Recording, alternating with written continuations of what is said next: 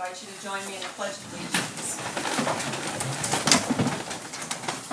I pledge allegiance to the flag of the United States of America and to the republic for which it stands, one nation, under God, indivisible, with liberty and justice for all.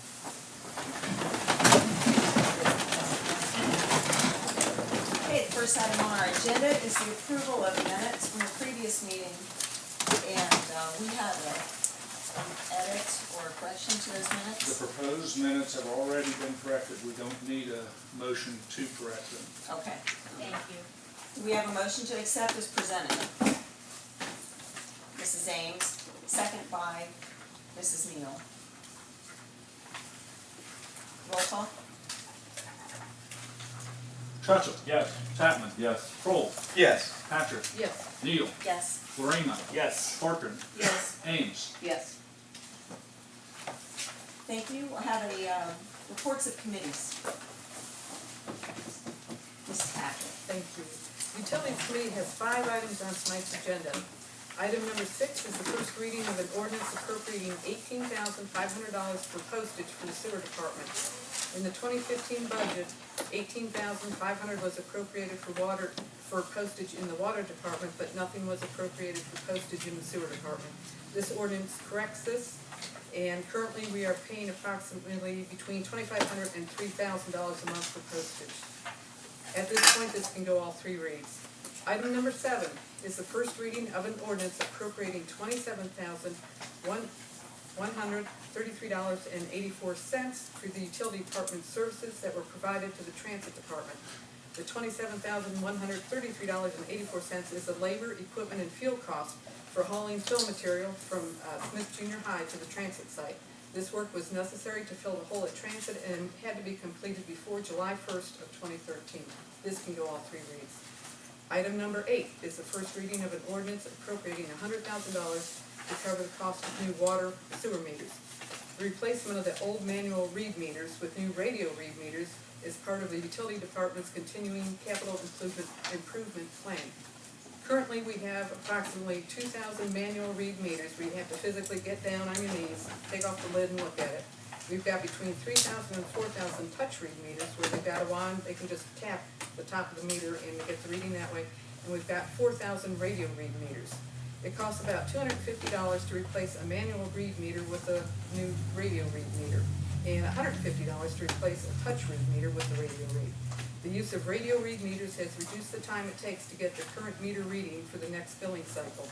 Our crews will be doing this work. Because the new meters are installed when there is downtime in the department at the appropriate time, I will ask that we waive the 3-read rule and pass this one tonight. Item 9 is the first reading of an ordinance appropriating $50,000 to purchase variable frequency drives for the number 2 and 3 high service pump at the water treatment plant. We have already installed a variable frequency drive on the number 1 service pump at the water plant, and the result was electric usage dropped by 25%. Currently, AEP is offering an approximately 50% rebate of the cost to install the new VFWs. Because AEP, their rebate offer will expire soon at the appropriate time, I will ask to waive the 3-read rule and pass this one tonight. Item number 10 is the first read of an ordinance appropriating $14,000 to repair the leaking hypochlorite tank at the water treatment plant. This tank is used for holding the bulk hypochlorite, which is a liquid used in the water treatment process for disinfection. This is a 10-foot diameter by 10-foot tall fiberglass tank that is original to the plant, and it was placed inside the plant before the roof went on. The tank holds approximately 4,500 gallons and leaks about 20 to 25 gallons until the coating is slowly built up on the leak and causes that to seal. The repair will be made to the inside of the tank. According to the company doing the work, we will have essentially a new tank within the existing tank structure. 2 quotes were solicited. One was for $24,500 and the other was for $13,500. So we chose the latter, and we're asking for a total of $14,000 in case there's some miscellaneous parts we need to buy. So that we can stop wasting the hypochlorite at the proper time, I will ask to waive the 3-read rule and pass this one tonight. And lastly, I've got assignment number T15-08. which was looking at the advertiser and requiring them and other unsolicited newspapers to have a phone number that can be used to request non-delivery. I spoke with Mike Throne, who's the regional managing editor for the advertiser, and he said you should call 740-773-2111. This phone number is printed on the second page of each edition. He also said they would be doing a better job responding to non-delivery requests, and because no legislation is needed, I'm taking this assignment out of committee. And that concludes my messed up report. Thank you. Mr. Tucker? President Leonardo, the Finance Committee has 8 items on tonight's agenda. Item 1 is the third reading of an ordinance to appropriate $1,100 to cover fuel expenses for the city electrician for calendar year 2015. This was not included in the original budget requests. I request council's affirmative vote to pass this tonight. Item 4 is the first reading of an ordinance to accept and appropriate an insurance claim payment of $1,415 received for the repair of damage to a sign at the High Street bike path. At the appropriate time, I will motion to waive the 3 reading rule and pass this tonight. Item 11 is the first reading of an ordinance appropriating $9,500 for the purpose of file storage solutions within the municipal court. This money was appropriated in 2014, but was not expended. At the appropriate time, I will motion to waive the 3 reading rule and pass this tonight. Item 12 is the first reading of an ordinance appropriating $2,000 from unclaimed monies. These funds need to be appropriated for the purpose of refunding dormant funds to Chillicothe Municipal Court as required by Ohio law. This needs to be done at the earliest possible date. At the appropriate time, I will motion to waive the 3 reading rule. Item 13 is the first reading of an ordinance appropriating $3,400 for expenses related to emergency medical treatment for Chillicothe Police Department K-9 Unit SECO. K-9 Officer SECO was injured in the line of duty and suffered a torn ACL. At the appropriate time, I will motion to waive the 3 reading rule and pass that tonight. Item 14 is the first reading of an ordinance appropriating $1,000 for the purchase of 12 panel drug screen tests for the use by the probation department in the Chillicothe Municipal Court. These kits are needed to place offenders under community control sanction. These funds will be transferred from unappropriated municipal court to municipal court probation miscellaneous. At the appropriate time, I'll motion to waive the 3 reading rule. Item 15 is the first reading of an ordinance accepting and appropriating a Victims of Crime Act VOCA grant of $428.66. This grant will be used for expenses associated with the victim advocate's attendance at the annual 2 days in May conference. At the appropriate time, I will motion to waive the 3 reading rule. Outside of item 1, all of these items were discussed at the March 16, 2015 Finance Committee meeting. That concludes the finance report. With Parks and Rec, has 1 item on tonight's agenda. It's item 2. It's the third reading of a resolution granting use of Chillicothe Park and surrounding streets for preparation and operation of the annual Feast of the Flowering Moon from May 20 through May 25th. I request council's favorable vote to pass that tonight. Back to finance. Item 19. Authorize the city auditor to enter into a 3-year purchase agreement and professional services contract with Software Solutions Incorporated for the purchase of new software at the cost of $123,573. And I expect Auditor Feeney to report on that also. And that concludes my report. Thank you. Thank you. Other committee? Yes, Mrs. Ames.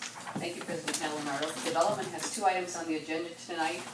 Both of these were discussed at the Development Committee meeting on March 16th. Item 16 is the first reading of an ordinance to appropriate $22,000 to cover the cost of a new water line to loop the system from Central Center to Woodbridge Avenue. Currently, there is a 6-inch line on Fairway that dead ends at Worthington Manor. This does not have enough water pressure to satisfy current code. There is another 8-inch line on the east side of Arch to Woodbridge. The 6-inch line will be replaced with an 8-inch line and the 2 lines looped.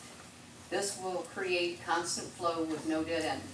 The city will use its own crews to do the work, and the $22,000 will be for the boring contractor and materials. This will involve closing down a water line when making the connection, and area residents will be notified ahead of time. The total project should be completed in under 2 weeks. The Utilities Department would like to begin work on this project in April, so at the appropriate time, I will ask to waive the 3-read rule and pass this tonight. Item 17 is the first reading of ordinance consenting to the proposal submitted by the Ohio Department of Transportation to resurface a portion of State Route 159. This is a standard agreement between ODOT and the city whenever road work is done within the city limits. This will be work on North Bridge Street from Marietta Road north to the city limits. The city is responsible for the cost to install and/or repair curb ramps at all necessary intersections to ensure compliance with the American with Disabilities Act. Also, because of severe road deterioration, and because it would be an opportune time to do such, there will be work on intersecting street pavements, which include turn lanes on such side streets as Pawnee and Winona. This involves repaving, restriping, and rewiring traffic loops.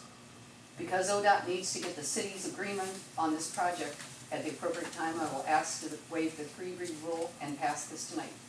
And that concludes my report. Thank you, Mrs. Ames. Other committee reports. Mr. Paul. Thank you. Safety Service has one item on tonight's agenda.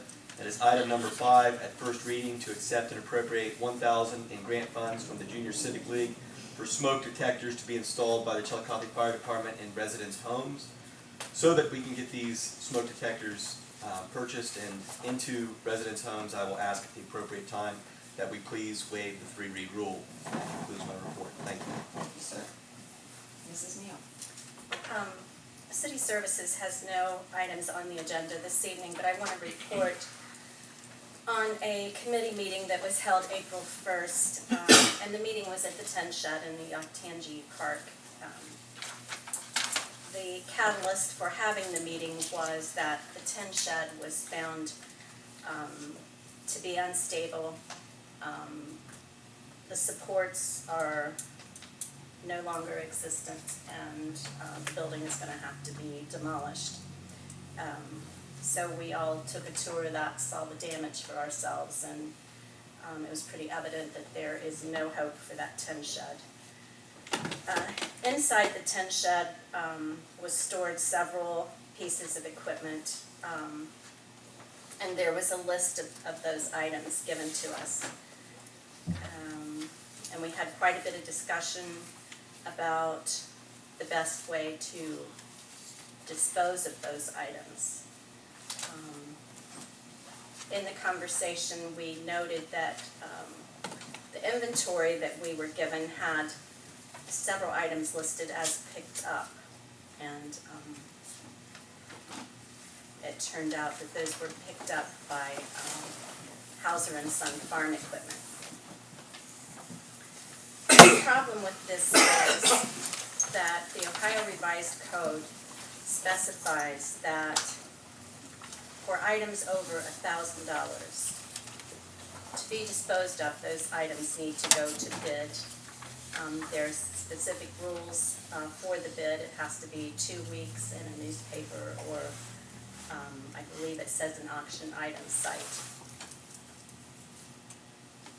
On our inventory list, we have a column that says appraised value.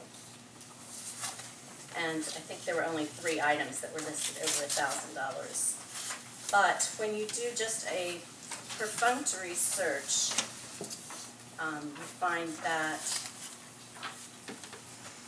we have reason to call those values into question. One item was the Toro, just take the first item, was a Toro Sand Pro 5000. The value was listed at $500. Just a short search on eBay, and there's a couple other auction sites, shows that the range from $23.50 to $47.50.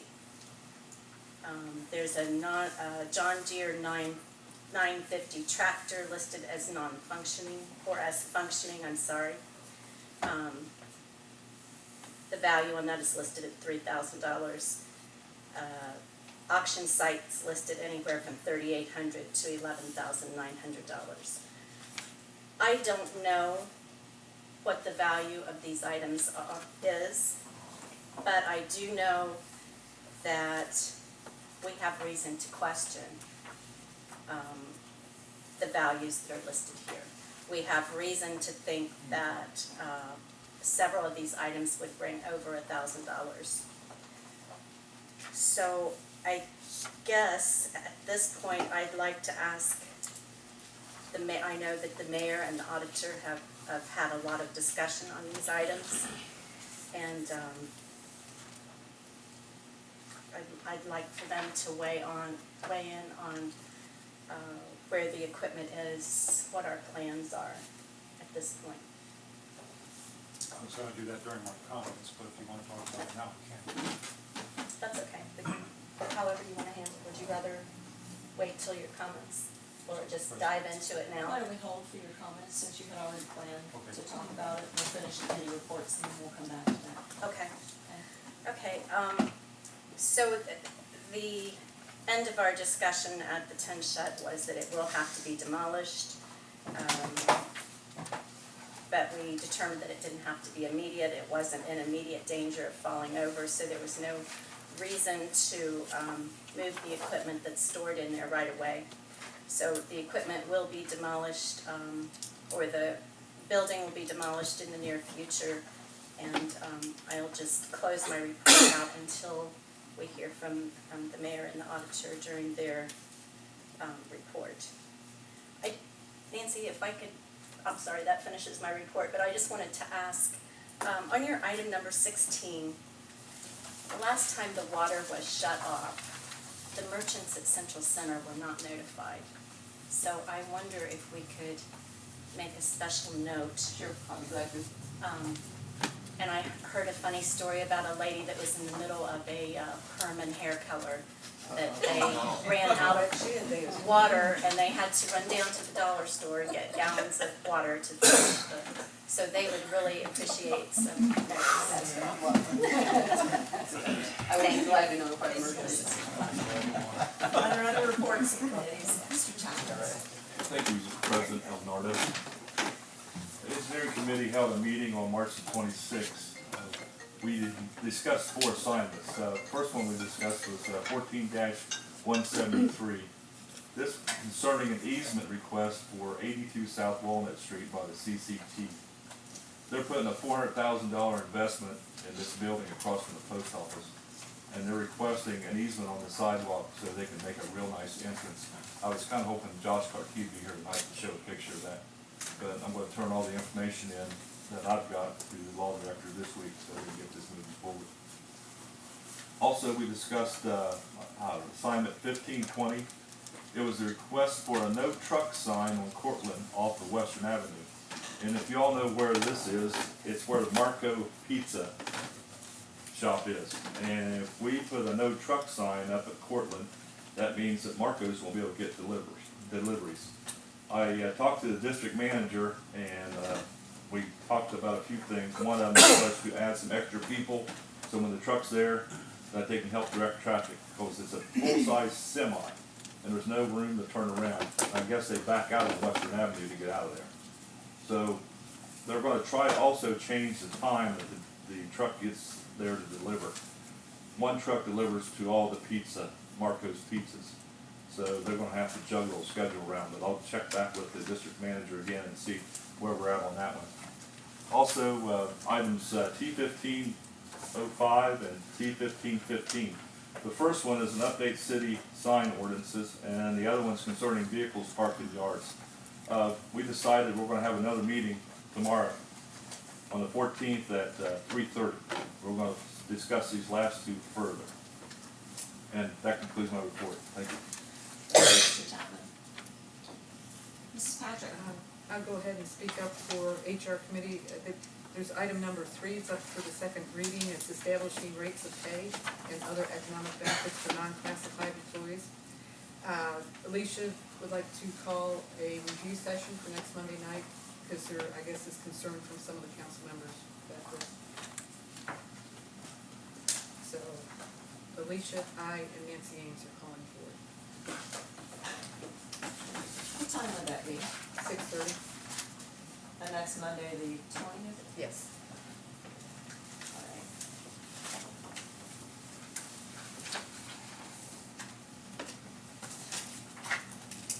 Thank you. Other reports? Seeing none, that will take us to reports of officials. Mayor Everson.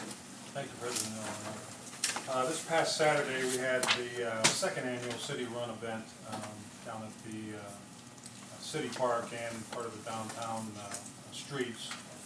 That is a run that's hosted by Open Door Church and is headed up by Bryce Eldridge, who does a fantastic job organizing and marketing such events. Last year, we had a $5,000 donation by the City Run Committee for fireworks. This year, they decided to give the donation for the bridge repair for the Octangie Lake Bridge. And they raised and donated a total of $12,500 for that repair project. And our thanks go out to them for a well-run event and their generous donation. Also Saturday at noon, there was a child abuse awareness event at the entrance to Octangie Park that was put on by Children's Services. The numbers, as related in the Gazette, were up this year from an estimated 900 in 2013 to 1,216 cases for 2014. According to the organizers, that doesn't necessarily mean child abuse activity is going up, reporting has, and that may be a good thing in disguise. So we applaud them for that effort and bringing that awareness to the community, and hope that people get active to reduce the occurrence of child abuse in our community. On Sunday, I was honored to be in attendance for the Adena Health Foundation annual report, and Nancy was there along with me. But the progress of Adena Medical Center has been remarkable since 2005 when they set a new course for their strategic direction. The profitability of the facility is up as it was a money loser in the mid-2000s, and they're now reporting profit where they're turning over things for the expansion of education opportunities for their graduate medical education program in the Packard building.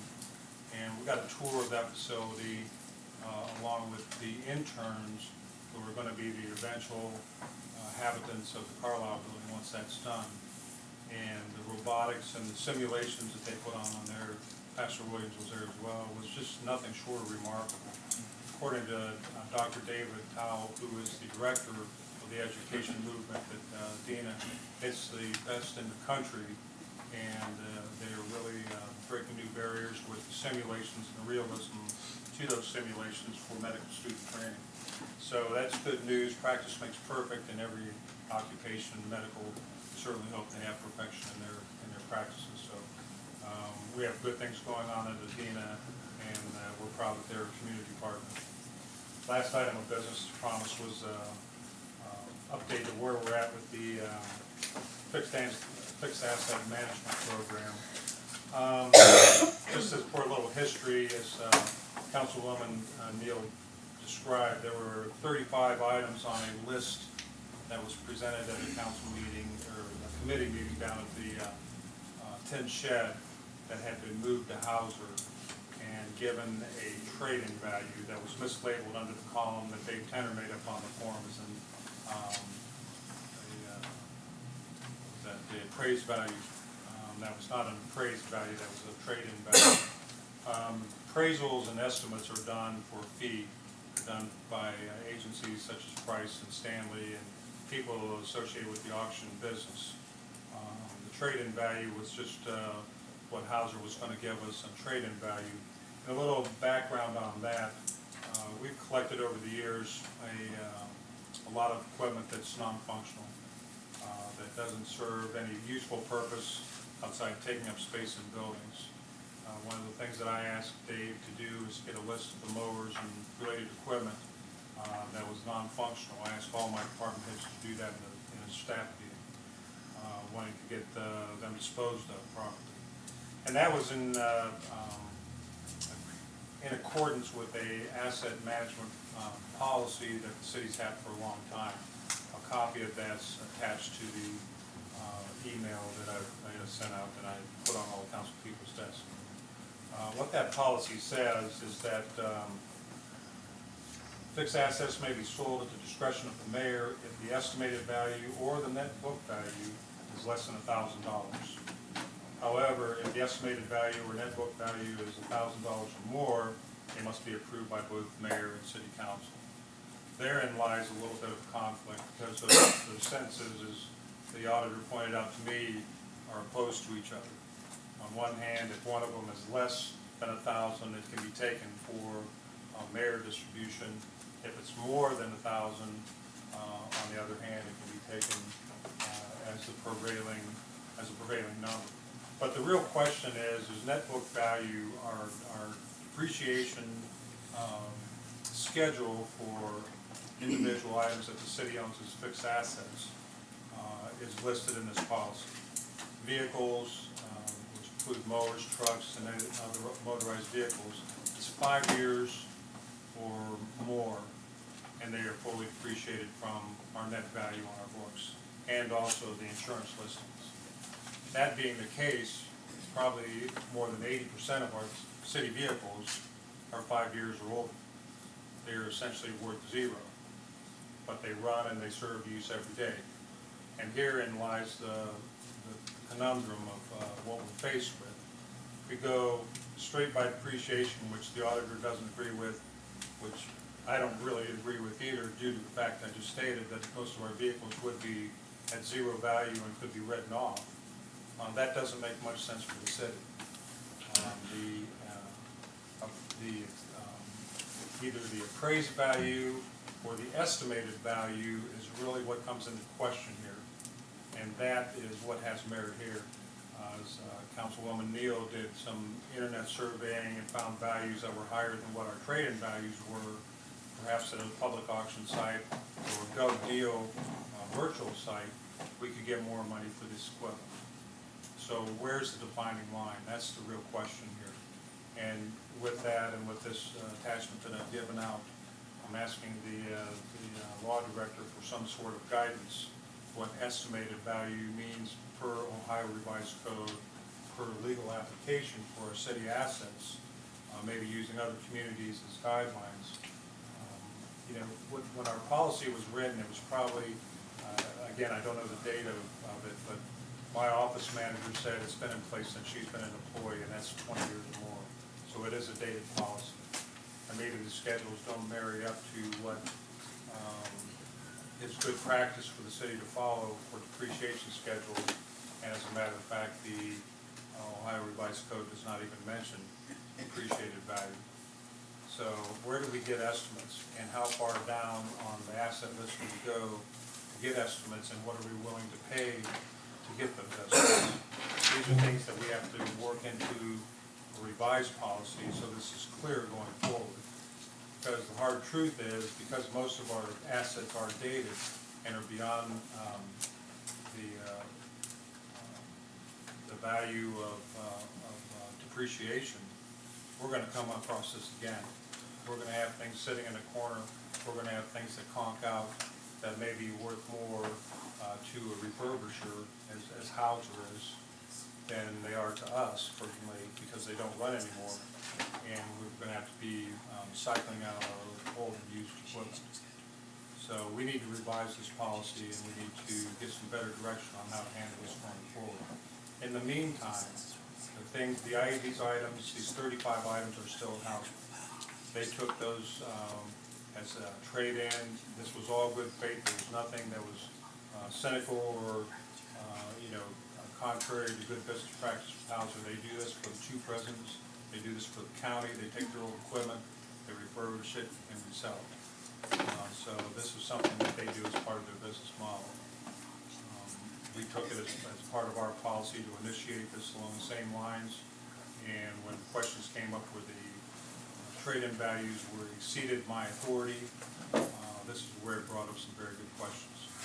So we have everything on hold right now until we revise this policy, until that council and administration are comfortable with the new course of action in this, those items stay at Hauser because they had at their expense taken them out there. They're told not to do anything with them. They're sitting out there until we come to a conclusion on this issue. Is there any questions? Do we want to turn this into a council assignment? My concern with this is a depreciated value is an accounting number. It has nothing to do with the market value of the equipment. And what's at stake is that these items, several of these items, I think I counted 10, could potentially have a high market value. Somebody would be willing to pay quite a bit of money for these, even though they're of no value to us. They've been depreciated out of our books. So what the bottom line is this is money that goes back into the city funds. I totally agree. And I think that regardless of the definitions or the nuances, that we need to, why not put these items up for auction? Let the market decide what they're worth. I totally agree. The ones that you've started there. Yes. But that's my question. Where do we start going forward? What, either purchase value initially, or, I mean, what determines that? That's what I'm asking for. Where do we decide, hey, we can let this go because it's not worth our while putting it out on the market? And I'm talking about, in the example, broken pencils and bent paper clips, to be facetious. No. But where do we start? I just want a rules of where we start. We'll write that into the policy and we'll follow it. So that's what I need some help. And we talk about what other cities do, and I know that that's a benchmark we use for a lot of things, but I'm not sure in this instance that that's a good marker.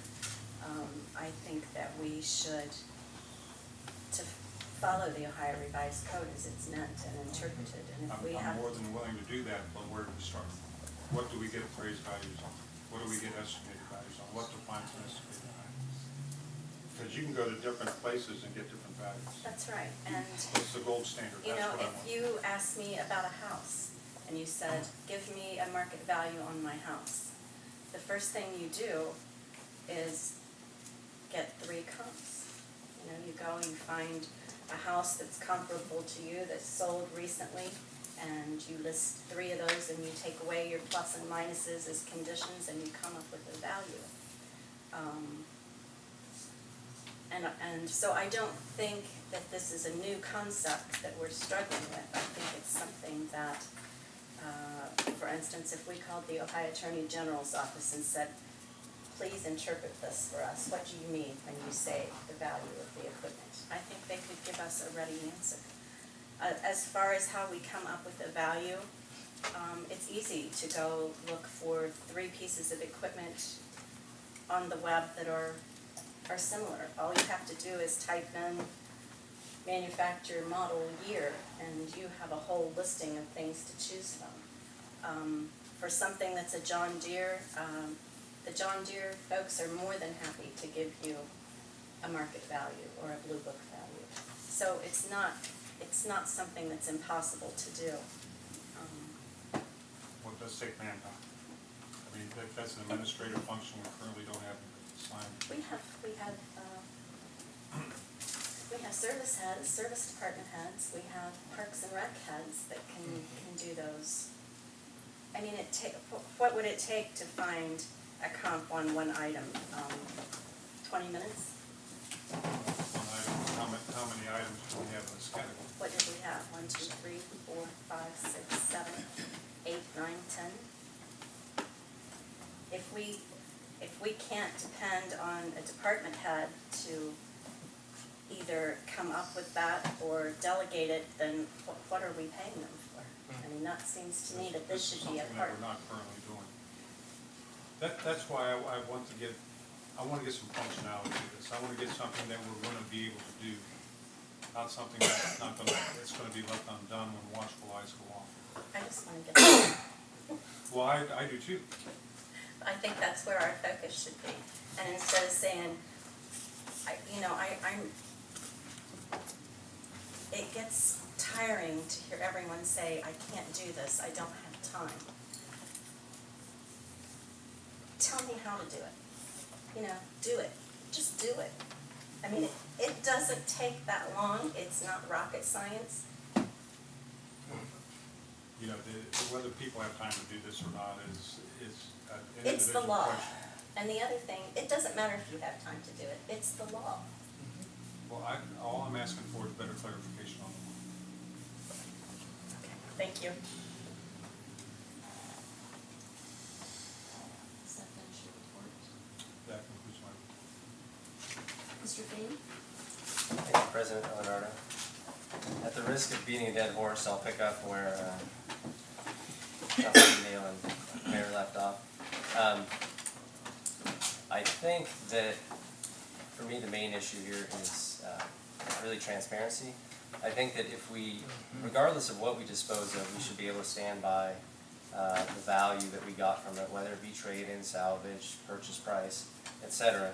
And I think that's essentially what's missing in this scenario. I think the initial thing, the place that we failed to, the procedure we really failed to follow in the first step is that there's a form for any asset that's disposed of that wasn't filled out for any of these assets. I think that's the starting point. Beyond that, I think between what the mayor and Councilwoman Neal are possibly getting at is, if an item is purchased for $500, we probably don't need to spend time trying to figure out if it's worth more than $1,000 because it never, the original purchase price was never that high. But if an item is purchased for $1,500, there's probably some cost-benefit analysis to, is it 20 years old? Can you tell it's been depreciated and it has no more value just by looking at it? And moreover, if the public were to look at this list and see a value, how could they be assured that the values were appropriate? For me, I look at the list, there are words on the list that I do not know the definition of. And so it's hard for me to know whether or not on here it said appraised, but appraised or estimated value is accurate. And what the mayor and I discussed and what I think would be appropriate, regardless of what policy is in place going forward, would that there be some sort of further description of if it has some estimated value, whether the mayor or the department head or somebody comes up with that estimated value, that there's a reasoning behind why it's under $1,000. And I think the point that Beth made is very important, that the depreciated value, I can have a 10-year-old truck that has depreciated to $0, but it might only have 40,000 miles on it. It might be able to sell it for $10,000. So there's a difference there that we need to reconcile. I don't think we need to figure out that policy tonight. I think the $1,000 purchase price threshold is a reasonable starting point. But just in general, as a city, being aware of policies we have in place, and really the reason that they're there, because the reason that they're there is so that the public can trust our actions. And if we do everything from with that in mind, I think that we won't ever run into these situations. So I have full faith that the situation will be resolved, and like the mayor said, it's an old policy. I find some of the language within the policy to contradict itself. So in the end, we'll have a better policy, maybe a little bit shorter than what we have now, and it will be in full compliance with what the revised code says, which is simply estimated. And so I'd be happy to answer additionally any questions, but those are my thoughts. With regard to agenda items, items 8 and 9, and Councilwoman Patrick, correct me if I'm wrong, but these two items I believe were discussed during the utilities budget presentation in 2014. the decision that we made as a group, these were the items that Utilities Director Johnson brought up after we discussed the final debt payments and the fact that that gave us a little bit extra cash flow this year. That this was the last year of our $1.2 million debt payment on the water system. And so what that did was release money held by the bond assurance company, released it back to us. At that time, he said, to paraphrase, oh wow, we have more money, we've got all these other projects that we would like to do. But as a group, we decided that essentially throwing them in at the last minute was probably inappropriate based on their expense. But we discussed them then. Councilwoman Patrick also had a committee meeting on them. The nice thing about both of these is that both ordinances in the long run save the city money. The manpower to go to manual read water and sewer meters is significantly more time consuming than the radio read ones. And same with the VFD, the variable frequency drives. As she mentioned, we've already installed one of them and have seen a quick reduction in electricity costs. So although they are at first read, and I believe she requested passage this evening, I believe that that's appropriate. It's had sufficient conversation, and I would support being able to move forward with those two projects. And then I'll touch on the item number 19, which is at second reading. We did read that at the first reading at a special council meeting. We've been talking about this for the past couple of years, and even before the past couple of years, new software was approved, I believe in 2009, passed by council, was actually vetoed by the mayor at the time. Anybody that works within the city knows that we are long overdue for new system, which includes accounting and payroll, the whole finance setup. In 2009, the finance software that was approved was over $300,000. Here, 6 years later, we're looking at a total cost of $123,000. This is to be paid over 3 years. We've actually had this 3-year amount, each annual amount in the budget, each of the past 3 years. And so it's something that we've been considering for a long time. We did an RFP in the auditor's office, we put it out. I reviewed, along with my staff, all of the responses. We ended up with choosing the bid that is both what we believe is the best, is also the lowest bid among the 6 that we received. And I also delivered a written rationale of the decision to, I believe, Finance Committee, if not all of Council. We don't need to pass this tonight. I'm happy to answer any questions if there are any.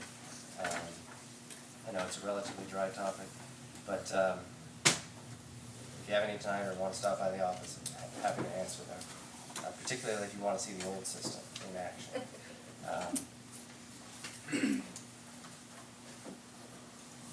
With that, I'll conclude my report. Thank you, Mr. Freeman. Mrs. Rutherford. Thank you, President Alenardo. Council members and the rest of you will notice that I passed out the 2015 version of the Ohio Sunshine Law Resource Manual. That's more of a resource guide for you and your committee meetings and what have you. It includes public records as well as the open meeting laws. I'd like to point out to you in that letter that there is a training opportunity that's at no cost to you, and it's June 4th, 2015 at OUC. So it's not very often that we get training here in Chillicothe. We don't have to drive, we don't have to pay for it. It starts 9 o'clock in the morning, and I've given you the website if you want to sign up for that. I'm going, and a couple members of my staff are going as well. But that doesn't mean that the law director's office is still not available for questions, concerns that you might have, and also assistance that you might need in any type of public records request that you may get as your committee or as your department. So that being said, again, not to beat a dead horse, but I'm now painfully aware of the issues surrounding the items found in the unneeded, obsolete, or unfit for municipal services statute. And I will be looking for a definition of the estimated value which the Ohio Revised Code uses in section 721.15. Unfortunately, with the revised code, like so many things, it's about as clear as mud. They don't define things, and so we're probably going to have to be going to look for outside sources because it gives us absolutely no direction on what that estimated value might be, who's supposed to provide the estimated value, or how they might actually come up with that. And those of you involved in real estate or anything like that, you understand that it's not like getting a defined value. So we're going to be looking at those kinds of issues and hopefully working with the mayor and the auditor to develop a policy that works for all of us. And that concludes my report. If I could add on, well, no, this is a good thing. That sunshine law training in town is really good. And for the people who are new, I think you have to go once within your term, even if you're appointed. So that's just heads up. All right, Sorry. thank you very much. Thank you. That brings us to audience participation. And I'd like to remind you that as you step to the microphone, you need to give your name and address, and council rule limits each speaker to 5 minutes and each subject to 15. Is there anyone that would like to address city council this evening?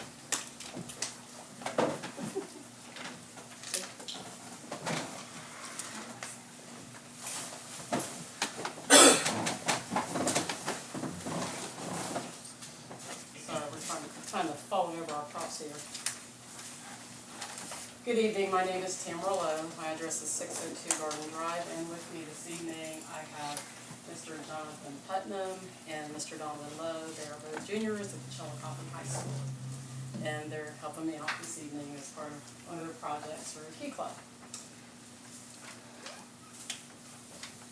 April is Fair Housing Month, and Fair Housing Month celebrates the passage of the Fair Housing Amendment passed in 1968 to eradicate housing discrimination.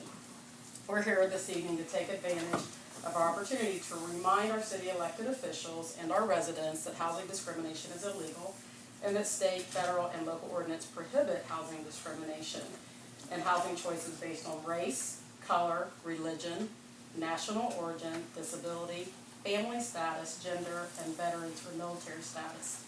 Everyone deserves to have a safe and affordable and accessible home and housing options.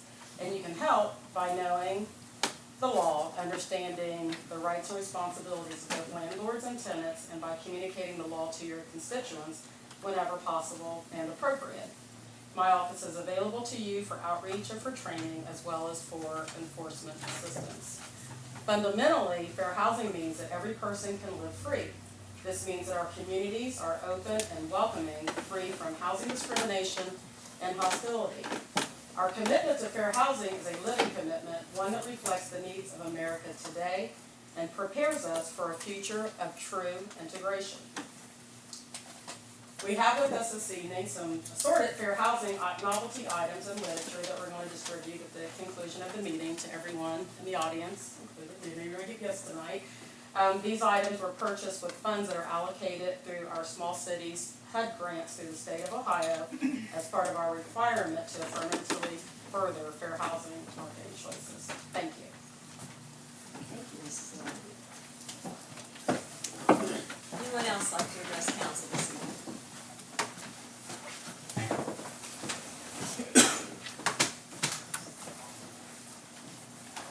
I guess I'll continue to be the dead horse here.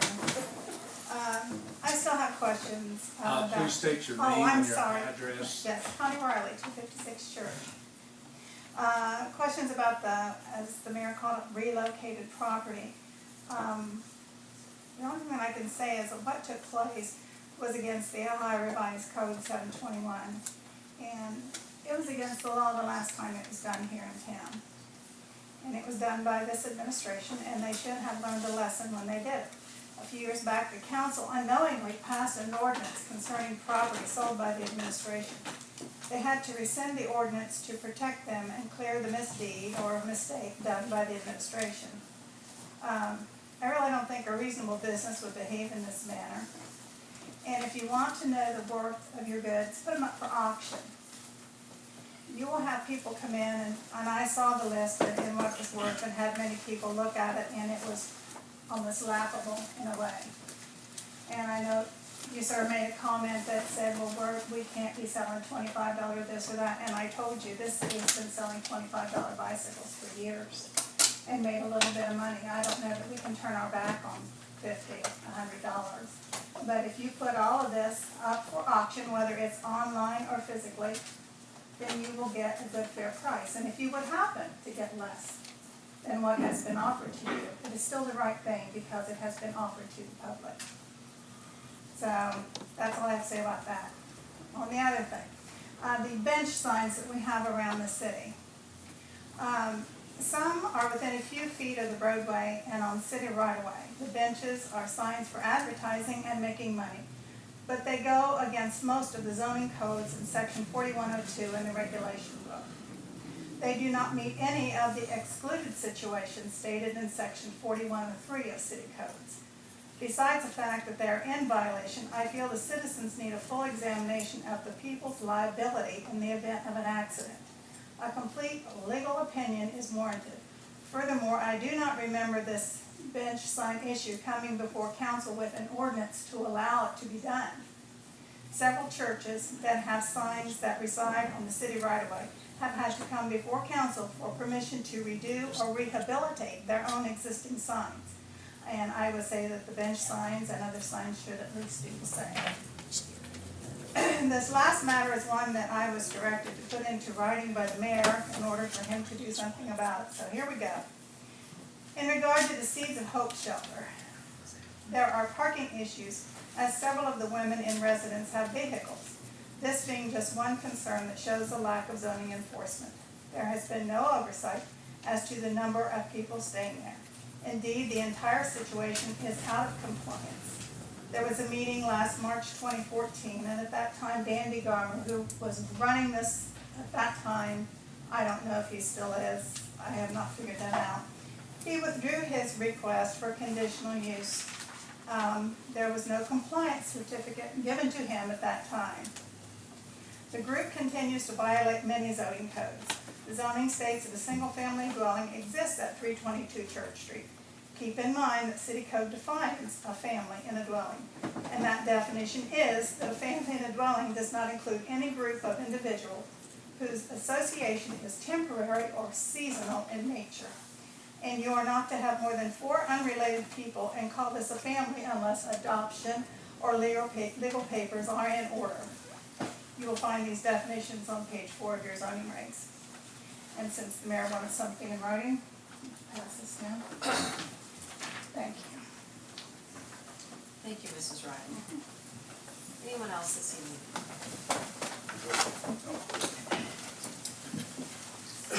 My name is Terry Williams. I reside at 371 Flyleys Lane, a proud resident and worker in the First Ward. And Connie, I'm going to be the dead horse too. Okay. At the April 1st meeting that was run by our city service chairperson, Ms. Beth Neal, we were issued this agenda, and I had to do a little digging to figure out where this sheet came from, this infamous sheet of all of the property that is now sitting 5 miles north of our city on somebody's private property, a business property. We now know from statements that were made here that this sheet came from Dave Tennant, probably. And Dave mistakenly listed as at appraised value those values that were given from Albert Hauser and his business.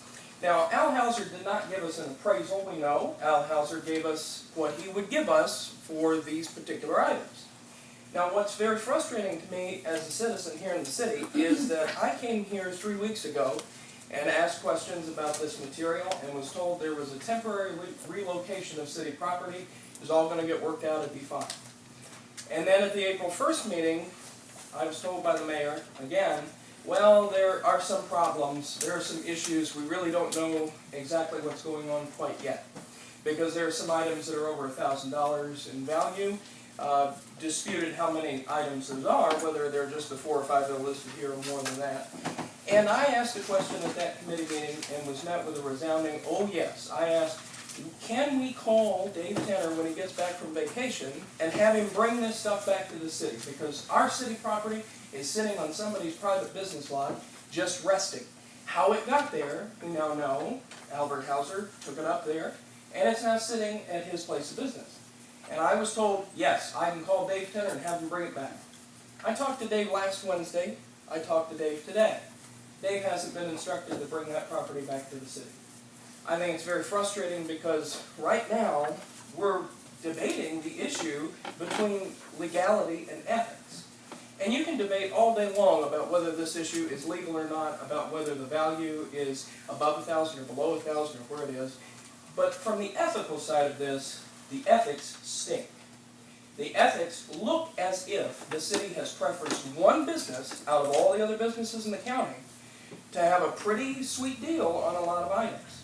This is how this appears. I know that Mr. Hauser's very upset about how this appears because he's a good businessman, been in business for a very long while. But his business is being tainted by the incompetence in this administration right now. I haven't been able to get a straight answer out of anybody until today, and I produced a 20-year-old policy that is supposed to clarify what the Ohio Revised Code, which has been changed at least 3 times since this policy was initiated. It's been changed in 2002, 2004, 2005. I've been given this policy and now told we don't know what the law is. Well, I suggest that before we try to figure out what the law is, we better get our stuff back. I would really appreciate it, Mr. Everson, Mayor Everson, if you would keep good on your promise and bring that property back to the city of Chillicothe. As a taxpayer, that's my property. And if it's up there on 159, I'd at least like to go see it. At least like to be able to look through and make sure everything's still there. Ultimately, I'd like to have it back in the city. I would really appreciate it if we could get over this, get past this, but we're not going to get past it until we acknowledge that taking that material up to a private business owner's lot and leaving it there, it would have been sold if nobody kicked up a fuss. Doing all of that is not in keeping with what makes Chillicothe great. It's not in keeping with good ethical standards, and it might be against the law. Let's get this figured out, let's get it fixed, and please, somebody, put some pressure on the people who need to bring this stuff back to our city.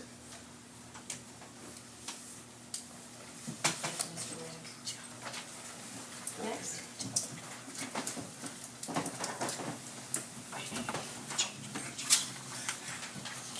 My name is Alan Davis. I live at 370 Braywood. In the Easter paper, I was pleased to see that there was a front page article that went on to other pages on the 5 things we needed to know about the city streets.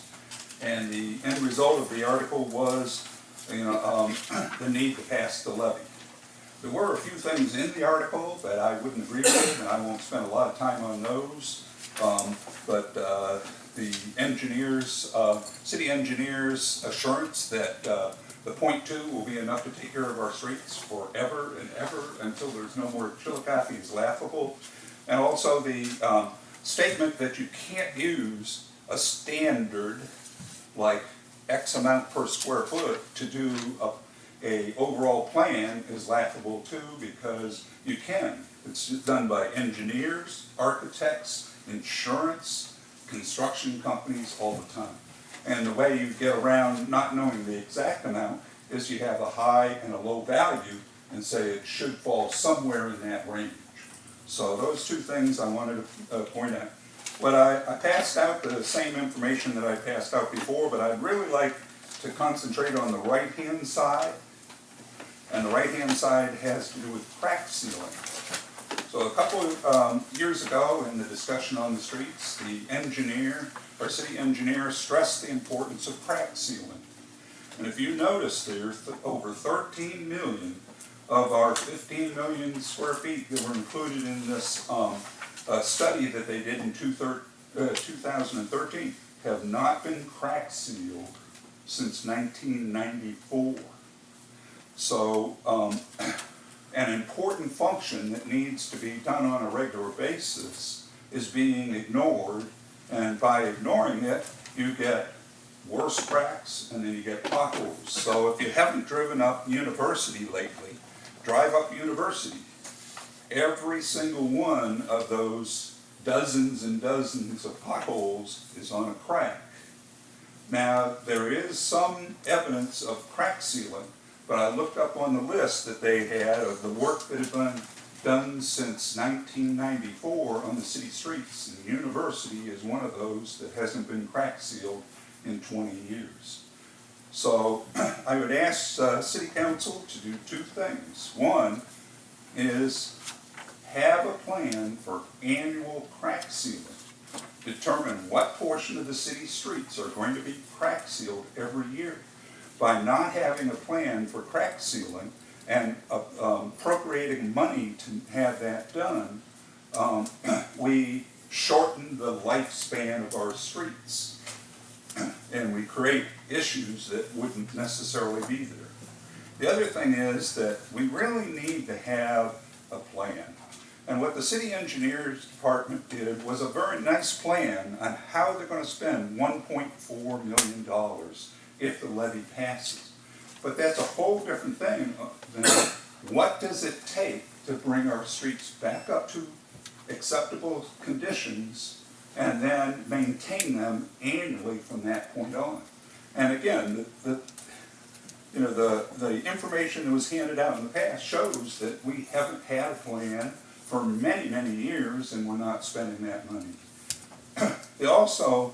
It appears that everyone's definition for streets is streets, but we have alleys that I'm not sure the last time any alley work was done, except I've heard a rumor that a little bit was done, a few years back, but most of it's not done, or we did squeeze in a little bit of alleys on the Main Street paving, which was a good thing. So alleys, curbs, a lot of our curbs are just falling apart, and sidewalks. And so when we talk about street maintenance, all four of those, and there may be other things too, have to be taken into consideration in that whole plan.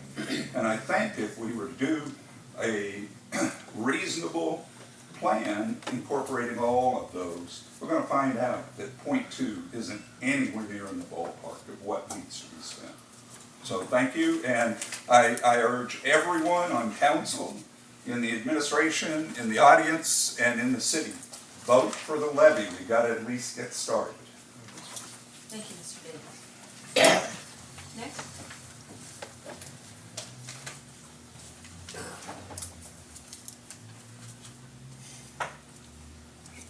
William Barnhart, 373 McKellar Street. And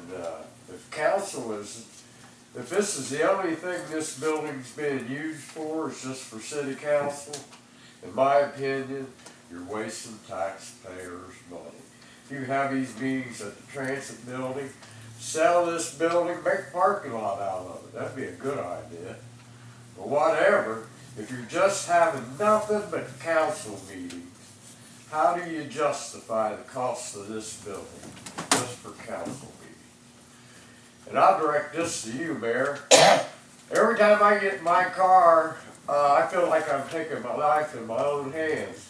Not the potholes, it's just the drivers. I've never seen so many people running stop signs, red lights, and speeding in this city. And a lot of them are city vehicles. Transit buses speed, run red lights, city garbage trucks. They think a rolling stop is good enough for a stop sign. And the city service pickups, I don't know if you ever have a safety meeting, but I'd tell them they ought to obey the traffic laws. Thank you, Mr. Barnhart. Anyone else this evening? Okay, seeing none, do we have any old business that needs to be addressed this evening? Mrs. Packard. It's under old business, but it'll be new business hopefully. Large item drop-off is April 25th and May 2nd. Those are both Saturdays from 9 to 4 at the Rennick Ave Yardgate site. Now that the grass is growing and Officer Pratt has found sometimes he is turning in nuisances, so you can take your household furniture there. You cannot take TVs or white items, big appliances, but you can take everything else. And that includes mattresses too. There's a lot of those. All right. What were the times on that again? What were the times on that again? That from 9 to 4 on both Saturdays. They took TVs last year. They're not doing it this year. Okay. Other old business, Mrs. Ames. Piggybacking on what Ms. Patrick said, there is gonna be a electronics recycling event in October. So computers, TVs, monitors, that type of thing, like they had at the service center, they're gonna do that again in October. Sorry, I was jotting that down. Also, Okay, other old business? Mr. Fawcett, do we have petitions or correspondence? Madam President, I have nothing to report on as far as petitions and correspondence, other than to remind all elected officials of the duty to file your financial disclosure forms by the 15th. Be sure to do that. I've given you this information before with the website, and they do seek a sizable fine if you don't comply. That's all I have. Thank you. Thank you, sir. Is there new business to discuss? Mrs. Ames. Thank you, President Calamardo. I just want to echo what the mayor said about the city run. It was an awesome event on Saturday. They had 480 runners this year, which was 80 more than last year. And like the mayor said, last year we got $5,000 and this year we got $12,500. So it's just a really great event to see everybody coming together and working together, and thank you to Open Door and Bryce Elbridge, and also thank you to the service department because taking down the barricades for the route for the race. Swimming pool at the Donald N. Smith Aquatic Park is set to open on June 1st. Pool memberships are now available from the pool office, and office hours are Monday and Friday from 9 to 5. The pool is looking for more sponsors for the 2015 summer season. So far, we have donors that include Homeland Credit Union, Subway, Napa Auto Parts, Adena Medical Center, McDonald's, Detillion Landscaping, the Animal Care Clinic, and the Downtown Associates. And Anthony Pelfrey, who's on the pool commission, has come up with a donor flyer for the aquatic park, and telling some of the activities that are going to be on it, such as Zumba, Senior Citizen Swim, Dog Days of Summer, and the grand opening celebration. And information on this can be found on the city website at www.chillicothe.com. So if anybody is interested in becoming a sponsor or getting pool memberships, those are available now. Thank you. Thank you, Mrs. Ames. Any other new business? All right, that brings us to legislation. I'm excited. Are you ready? I'm ready. All right. First item on the agenda. Third reading of an ordinance appropriating $1,100 to cover fuel expenses for the city electrician for calendar year 2015 and declaring an emergency. Third reading. Roll call on the ordinance. Trutchell. Yes. Tatman. Yes. Kroll. Yes. Patrick. Yes. Neal. Yes. Florima. Yes. Corcoran. Yes. Ames. Yes. The ordinance has passed. Second item. Third reading of a resolution granting use of the city park and surrounding streets from Wednesday, May 20th, 2015 at 5:30 p.m. through Monday, May 25th, 2015 at 12 o'clock p.m. for preparation and operation of the annual Feast of the Flowering Moon, and providing for coordination of its events with the City Parks and Recreation Department, and declaring an emergency. Third reading. Roll call on the resolution. Trutchell. Yes. Tatman. Yes. Kroll. Yes. Patrick. Yes. Neal. Yes. Florima. Yes. Corcoran. Yes. Ames. Yes. The resolution has passed. Item number 3. Second reading of an ordinance establishing rates of pay and other economic benefits for non-classified employees and the classified but management level employees of the city of Chillicothe, Ohio, and declaring an emergency. Second reading. Item number 4. First reading of an ordinance accepting and appropriating an insurance claim payment in the amount of $1,415 which was received for repair of damages to a sign at the High Street bike path and declaring an emergency. First reading. Mr. Churchill. Thank you. For reasons stated in my report, I'd like to motion that we waive the three-read rule. Second by Mrs. Ames. Roll call on the motion to waive the three-read rule. Trutchell. Yes. Tatman. Yes. Kroll. Yes. Patrick. Yes. Neal. Yes. Florina. Yes. Corcoran. Yes. Ames. Yes. The motion has passed. Can we have roll call on the ordinance, please? Trutchell. Yes. Tatman. Yes. Kroll. Yes. Patrick. Yes. Neal. Yes. Florina. Yes. Corcoran. Yes. Ames. Yes. And the ordinance has passed. Item number 5. First reading of an ordinance accepting and appropriating $1,000 in grant funds received from the Junior Civic League for the purchase of smoke detectors, which will be installed by the Chillicothe Fire Department in city residence homes and declaring an emergency. First reading. Mr. Kroll. So that we might get these smoke detectors in place, I ask that we please waive the three-read rule tonight. Is there a second? Second by Mr. Florina. Roll call on the motion to waive the three-read rule. Trutchell. Yes. Tatman. Yes. Kroll. Yes. Patrick. Yes. Neal. Yes. Florina. Yes. Corcoran. Yes.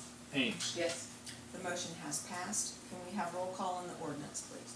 Trutchell. Yes. Tatman. Yes. Kroll. Yes. Patrick. Yes. Neal. Yes. Florina. Yes. Corcoran. Yes. Ames. Yes. And the ordinance has passed. Item number 6. First reading of an ordinance appropriating $18,500 for sewer department postage for the remainder of 2015 and declaring an emergency. First reading. Item number 7. First reading of an ordinance appropriating $27,133.84 to reimburse the Utilities Department for services provided to the Transit Department and declaring an emergency. First reading. Item number 8. First reading of an ordinance appropriating $100,000 to cover the cost of new water sewer meters and declaring an emergency. First reading. Mrs. Patrick. For reasons stated in my report, I'd move to waive the three-read. Is there a three-read. second? Second by Mr. Kroll. Roll call on the motion to waive the three-read rule. Trutchell. Yes. Tatman. Yes. Kroll. Yes. Patrick. Yes. Neal. Yes. Florina. Yes. Corcoran. Yes. Ames. Yes. The motion has passed. Can we have roll call on the ordinance, please? Trutchell. Yes. Tatman. Yes. Kroll. Yes. Patrick. Yes. Neal. Yes. Florina. Yes. Corcoran. Yes. Ames. Yes. And the ordinance has passed. Item number 9. First reading of an ordinance appropriating $50,000 to purchase and install variable frequency drives for the number 2 and number 3 high service pumps at the water treatment plant and declaring an emergency. First reading. Mrs. Patrick. I move to waive the three-read rule. Second, Mr. Trutchell. Roll call on the motion to waive the three-read rule. Trutchell. Yes. Tatman. Yes. Kroll. Yes. Patrick. Yes. Neal. Yes. Florina. Yes. Corcoran. Yes. Ames. Yes. Motion has passed. Can we have roll call on the ordinance, please? Trutchell. Yes. Tatman. Yes. Kroll. Yes. Patrick. Yes. Neal. Yes. Florina. Yes. Corcoran. Yes. Ames. Yes. And the ordinance has passed. Item number 10.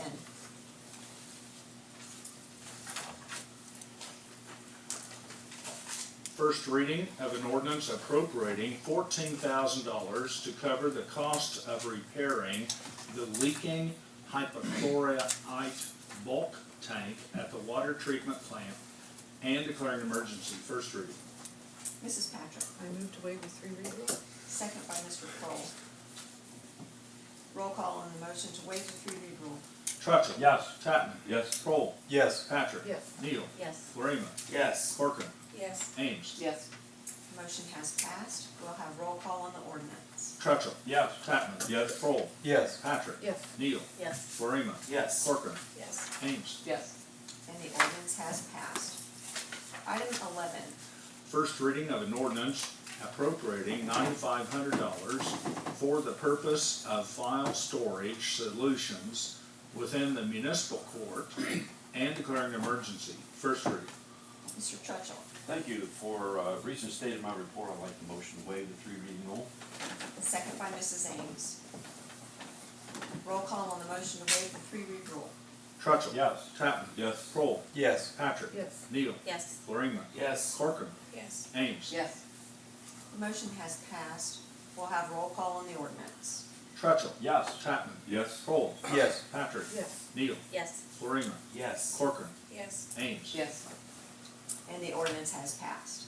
Bringing us to item number 12. First reading of an ordinance appropriating $2,000 from unclaimed monies and declaring an emergency. First reading. Mr. Trutchell. Thank you. For reasons stated in my report, I'd like the motion to waive the 3 read rule. Second by Mr. Kroll. Roll call on the motion to waive the 3-read rule. Trutchell. Yes. Chapman. Yes. Kroll. Yes. Patrick. Yes. Neal. Yes. Florina. Yes. Corcoran. Yes. Ames. Yes. Motion has passed. And we have roll call on the ordinance, please. Trutchell. Yes. Chapman. Yes. Kroll. Yes. Patrick. Yes. Neal. Yes. Florina. Yes. Corcoran. Yes. Ames. Yes.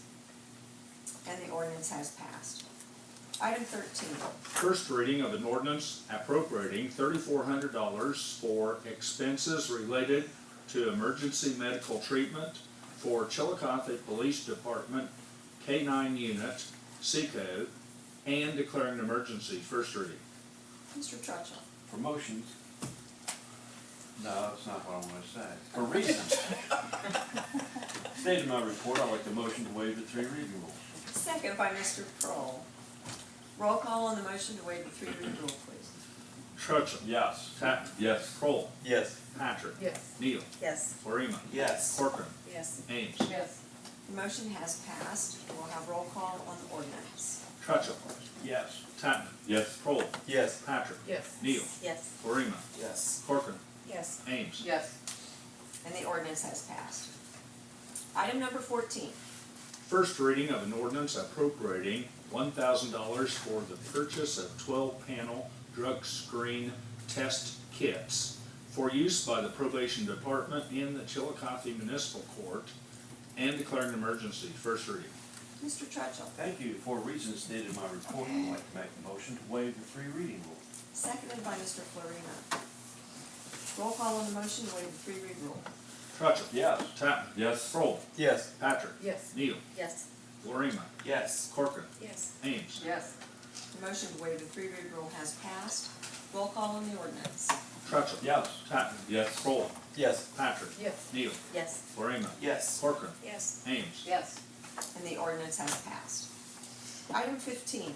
First reading of an ordinance accepting and appropriating a Victims of Crime Act grant in the amount of $428.66 and declaring an emergency. First reading. Mr. Trutchell. Thank you. For reasons stated in my report, I'd like the motion to waive the 3 reading rule. Seconded by Mrs. Ames. Roll call on the motion to waive the 3-read rule.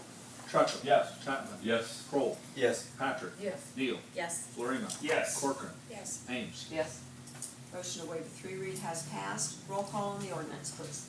Trutchell. Yes. Chapman. Yes. Kroll. Yes. Patrick. Yes. Neal. Yes. Florina. Yes. Corcoran. Yes. Ames. Yes. And the ordinance has passed. Item number 16. First reading of an ordinance appropriating $22,000 to cover the cost of a new water line to loop the system from Central Center to Woodbridge Avenue and declaring an emergency. First reading. Mrs. Ames. I move to waive the 3-read rule, please. Is there a second? Mrs. Patrick. Roll call on the motion to waive the 3-read rule. Trutchell. Yes. Chapman. Yes. Kroll. Yes. Patrick. Yes. Neal. Yes. Florina. Yes. Corcoran. Yes. Yes. Ames. Yes. Motion has passed. Roll call on the ordinance, please. Trutchell. Yes. Chapman. Yes. Kroll. Yes. Patrick. Yes. Neal. Yes. Florina. Yes. Corcoran. Yes. Ames. Yes. And the ordinance has passed. Item number 17. First reading of an ordinance consenting to the proposal submitted by the Ohio Department of Transportation to resurface a portion of State Route 159 and declaring an emergency. First reading. Mrs. Ames. I move to waive the 3-read rule, please. Thank you. Seconded by Mr. Trutchell. Roll call on the motion to waive the three-read rule.